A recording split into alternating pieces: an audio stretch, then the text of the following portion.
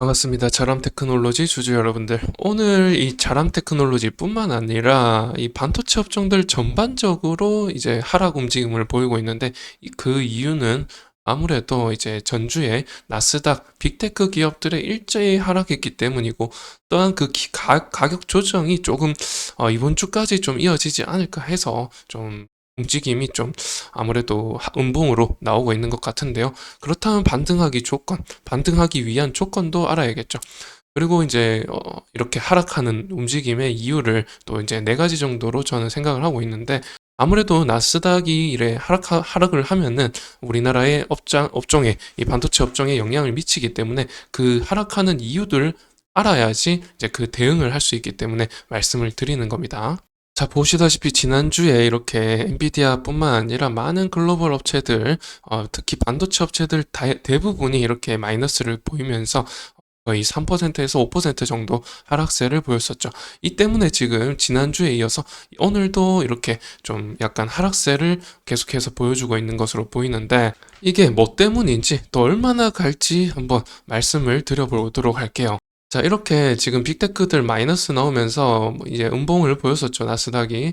24년도부터 보게 되면은 지금 이게 한눈에 보이실런지 모르겠습니다. 보시면은 잠시만요.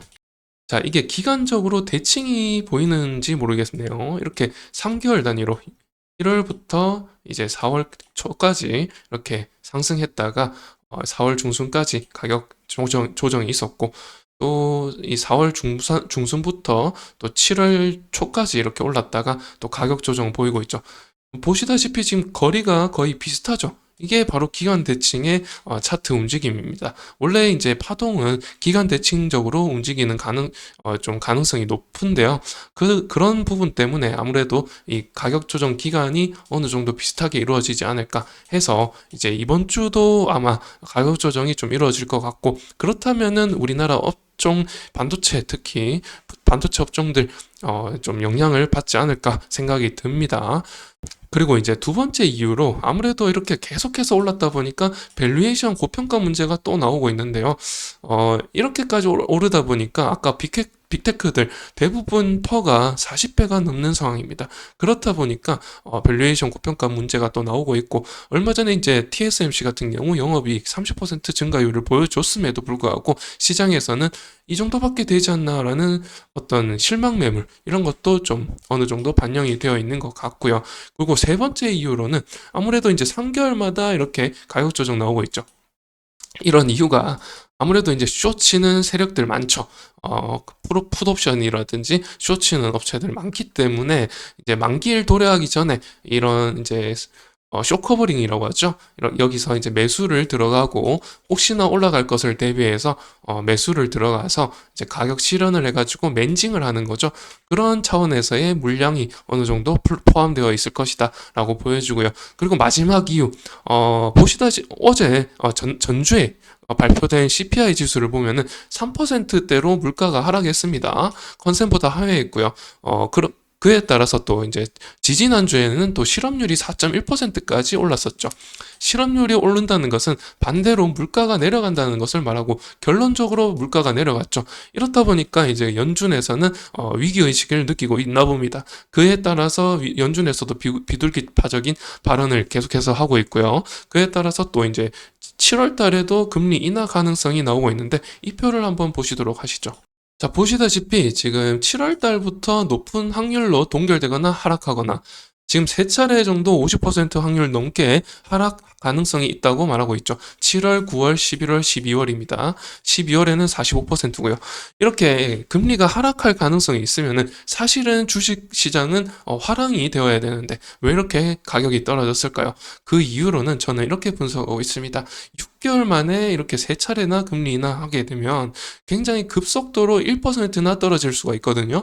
5.5에서 4.5%까지 1%포인트 떨어지게 되면은 수치적으로는 20% 가까이 하락하는 거기 때문에 굉장히 큰 폭으로 하락하는 거죠. 그렇게 6개월 만에 하락한다면 사실 주식 시장보다 채권 시장이 더 메리트가 크다라는 점에서 메리트가 큰 채권 시장으로의 움직임, 이런 수급이 쏠리면서 나스닥의 가격 하락이 있었지 않겠느냐라는 저의 추측도 있는 것입니다. 그래서 이렇게 네 가지의 어떤 하락 모멘텀을 말씀드렸고, 이런 모멘텀들을 잘 생각하고 계신다면 충분히 대응을 해볼 수가 있겠죠. 그래서 이제 이런 모멘텀들 때문에 여하튼 하락을 했고, 결국에는 우리 국장에 영향을 미치고 있다라는 말씀을 드리는 거고, 그래서 결국에는 이런 하락세를 벗어나기 위해서는 어떤 조건이 필요한가 말씀드리려면, 일단은 지금 자람 테크놀로지 삼성전자와 협업해서 어떤 프로젝트를 이어나가고 있기 때문에 삼성전자의 지금 총파업 문제가 빠르게 해소되어야 되는데 해소되지 못하고 있는 부분, 이게 좀 장기화될 것 같은 부분이 있기는 합니다. 내용을 보게 되면은 삼성전자가 이 사측이죠, 사측이 좀 받아들이기 힘들지 않나 싶은 부분들이 있어서, 조건들이 있어서 다소 좀 기다려질 것 같은데, 길어진다면은 굉장히 이 소부장업체들 다 치명타입니다. 그런 점에서 빠르게 일단락 되어야 된다라는 부분과, 두 번째로는 금리 부분. 7월 달에 금리 인하가 가능성이 있죠. 이게 실질적으로 금리 인하가 된다면 굉장히 큰 상승 모멘텀이 될 겁니다. 인하가 되면 9월, 11월도 인하될 가능성이 있기 때문에 세 차례가 확실하게 인하가 된다면은, 지금 1%포인트 빠진다고 했죠. 그렇게 되면은 아무래도 환율도 크게 하락할 거고 1,300원 초반에서 1,200원 후반대까지 빠지게 될 건데, 그렇게 되면 이 환율 하락만으로도 이제 거의 7% 정도 되죠. 7%. 그냥 이제 외국인이 국장에 코스피, 코스닥 종목 투자하면서 원화로 바꿔가지고 투자하면서 그냥 한 차익만으로도 7% 먹고 가는 거기 때문에, 지금부터 이제 외국인들 그러니까 7월 달에 금리 인하 때부터 많은 외국인 수급이 들어올 수 있다라는 부분이 있어서, 아무래도 그때부터 그런 소식이 있다면은 상승 모멘텀이 될 것이다라는 말씀 드리는 거고요. 그런 이 모멘텀들, 이 상승 모멘텀이든 하락 모멘텀이든 여러 가지 모멘텀들 관련해서 제가 항상 이렇게 영상을 촬영해서 알려드리고 있기 때문에, 또한 이번 영상은 이렇게 마치겠지만 다음에 또한 이런 모멘텀들이 있다면은 빠르게 찾아서 알려드리도록 할 테니까요. 그러면 이번 영상은 이렇게 마치도록 하겠습니다. 시청해 주셔서 감사드립니다.